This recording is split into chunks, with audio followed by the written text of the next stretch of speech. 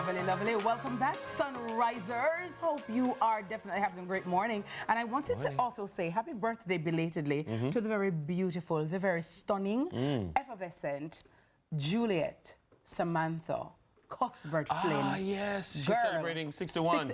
If Juliet look good one more time, I cry living. I want her. The way Juliet look good, me tell you, say, it come like with us one go lie down on one gym door and not leave. You understand? I tell you. I want to bathe and lift weights. The way the lady stay proper. Proper. Did you see her photo shoot? Me see it. The silver, the white. You said it on the leg. Mrs. Flynn, good morning. Morning, Mr. Flynn. Good morning, Mr. Flynn. Whatever you're doing, do it. Could you just bottle it and sell it? Yes. So we can spray it on our mothers? I gotta tell you, hope in the gym, hope on a plate. I gotta tell you. But happy birthday, my love. I wish for you many more, and may God continue to bless you. And, you know, may you continue to grow exponentially and continue to be the blessing that you are to so many.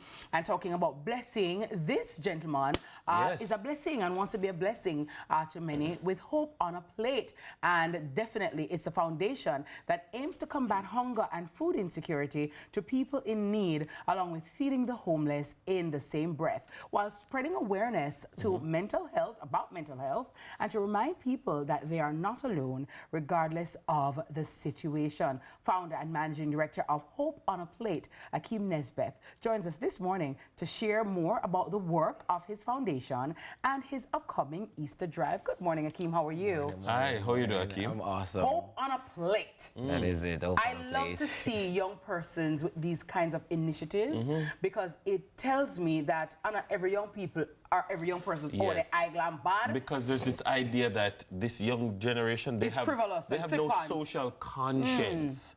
But tell me, what is it about you and how you grew up and where you grew up? Tell us a little bit about yourself that kind of birthed this. All right, so where I grew up, I am from, let's say, a humble background where Where you come from? From Montego Bay, in Rose Heights, Montego Bay, St. James. Okay. So, you know, everybody, when people say Rose Heights and Montego Bay, we have one concept, oh, you come from a volatile area. And, you know, everybody have different stigma of where you're from. So, pretty much how I grew up, mother never really have it like that. Father passed away when I was 12. You know, mommy had to be, you know, juggling and trying to make sure that, you know, her kids are fed. 7 of us. So it really inspired me to say, hey, you know, when you know, get big, when we get big, I realized how life is right now. It pretty much pushed me to pretty much make a change or try to make a change, and this is how I came up with Hope on a Plate. And even somebody who was going through a situation, she pretty much inspired me to actually do the whole Hope on a Plate initiative. So how old is the organization? Pretty much I just started in February. Nice. I did a feed a homeless drive where I fed 155 persons in Montego Bay. Yeah, so what does it take to do that, though, Akeem? Because a lot of times I see persons doing that, you know, feeding the homeless, taking care of persons. But what does it actually take, even monetarily, to execute this? A lot of begging. Just to let you know that you have to have patience. You have to pretty much go out there, ask for help. When I first started, when I went to bed and I decided that, hey, I want to do the whole Hope on a Plate thing, I decided that, hey, I'm just going to write some letters. I'm just going to send out some letters asking for partnership. And trust me, when I reached out to Sandals Foundation, they did not hesitate. They came on board immediately. Go Sandals! And trust me, when I reached out to Sandals, because Sandals was the first person that I made contact with, because I'm saying, like, God, I wonder if this will go through. I wonder if persons are going to come on board. And when I reached out to them and Sandals they did not hesitate. They said, yes. I just started to send out letters and the love was just pouring in. Nice. So how do you source food? Like, how do you decide, all right, I'm going to do some chicken and rice and peas and vegetables, something we can share? I don't know. How do you conceptualize? So, for instance, say we're going to, because we have different, let's say we have different ways of how we're going to do it. So instead of me saying, okay, I'm going to get somebody to cook. I reach out to like hotels. I reach out to businesses like restaurants, etc. And we, send them a letter, make a proposal to them as what is it that we're going to do, how many persons that we're catering for, and they decide how is it that they are going to proceed and how is it that they can contribute. Okay. So, for instance, for my upcoming event, for the Easter Drive, I reach out to Pier 1 Montego Bay, and I made a proposal to them, and I say, hey, Mr. Russell, this is what I'm doing. He asked me how many persons I'm catering for. I said 150, and he said, okay, I can provide the meals. Nice. So you just choose random people? How do you go about choosing the persons who you serve? So, like serving like the people that we give. So you go Market Street, you go, how do you know which street or where to go? So for me, I don't look in faces because remember, like you being homeless doesn't necessarily mean, or you want food doesn't necessarily mean that you have to be homeless. Yes. Because a lot of us, we pretty much want food and we just don't know how to go about for it. We might have a house, we might say, I get up this morning and make it have roof under my I have a house, right? But I just don't have the meal. Yes. Right? So how do they know you go to a location? So I just go to a particular location, and when I go to that location, I just put the table, the tents, play music, and then everybody from Walker likes so like I could just drive from Sunrise. You can just come and say, hey, you want a meal. It's going to be Montego Bay. I'm Pier 1 food. Hey, Mr. Russell, how you doing? Pier 1 food, turn up. Robin. Turn up. So this one now, the Easter Drive, what is it about and what do you want to get? Yeah. All right, so for the Easter Drive, we want everybody to feel the same love like anybody else who is being at home, who can afford a bun, who can afford a meal. So this one is giving care package.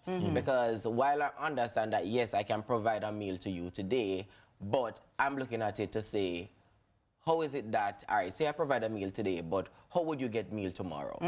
So what I am doing, like a care package. So I am doing a care package where I provide rice. So you get little this, rice, sugar. So where will it be held? So this one will be held at Barracks Road in Montego Bay. Okay. So and also they'll be getting Easter bun and cheese. I want everybody to feel the same love like anybody else. Which day?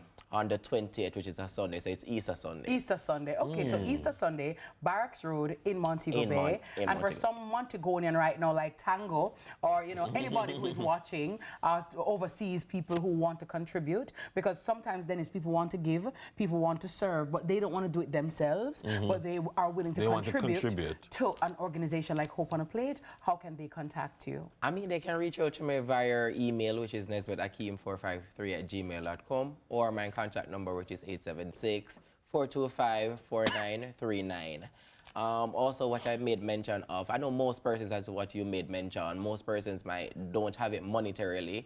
And, for me, it's not only about money, but also I want you to come on board, whether to give support mentally, because as I made mention, while we're giving the meal, in the same breath, we want to spread mental awareness, because a lot of us are fighting silent demons that we don't even know. And even this morning before I came on, the show, I was watching some video clips where, a social media influencer, she's going through a mental breakdown, but we as Jamaicans, instead of we look to assist, we have a tendency to laugh. And we share. And we find it funny, so we don't assist. And I realize that Jamaican on the whole, we don't have enough emphasis on mental health. And it is sad, but in the same breath, that is why I'm here. I want to push so that persons can take mental health seriously. Yeah. Indeed. And I was making mention to somebody the other day that while we might have mental health in school, but there's not enough emphasis on mental health. All right. Well, Akeem, thank you very much. Yeah, thank you. And anybody who wants to contribute, please reach out to Akeem and you can make your presence felt. Remember, all for one, one for all. Thank you, Akeem. All right. Our guest has been Akeem Nesbet, the founder and managing director of Hope on a Plate. Well, Money Masterclass is up next. It's brought to you by JN Bank. Before we go, on the heels of our discussion with Dr. Walker, for the first time ever, the Global Virus Network is set to convene a hybrid symposium here in Kingston, Jamaica, from May 1 to 2 this year, hosted by the University of the West Indies, UWI Mona campus, in partnership with the State University of New York, that's SUNY, and the Global Infectious Diseases GID Research Training Program. The landmark event focuses on arboviruses, including dengue, Zika, yellow fever, and chikungunya. And so for more information, you can check out their website at mona.edu, mona.uwi.edu. That's mona.uwi.edu. We'll be right back. Stay with us.